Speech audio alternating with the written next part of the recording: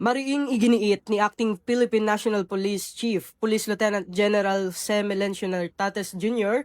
na walang ipinapatupad na quota arrests sa hanay ng pambansang pulisya. Ang paglilinaw ay ginawa ni Police Lieutenant General Nartates sa isang press briefing sa Camp Crame nitong Lunes matapos umapela ang Detainee Rights Advocacy Group na kapatid na baliktarin ang naunang pahayag ni dating PNP Chief General Nicolas Torre III hinggil sa paggamit ng bilang ng mga naaresto bilang batayan sa promosyon ng mga pulis. Matatandaan na nang maupo si Police General Torre noong Hunyo, inihayag niyang magiging sukatan ng performance ng mga pulis ang dami ng kanilang naaresto. Nagbabala naman noon ang Commission on Human Rights na maaaring magdulot ito ng pang-aabuso at paglabag sa karapatang pantao.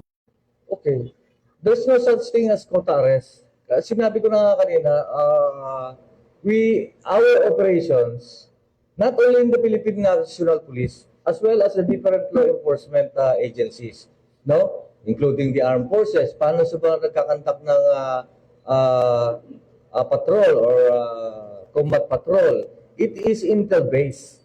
No? Napakasimple ang intelligence. We send out priority intelligence requirements, and then from periodically or in a daily basis, essential elements of information dumarating, and we process that.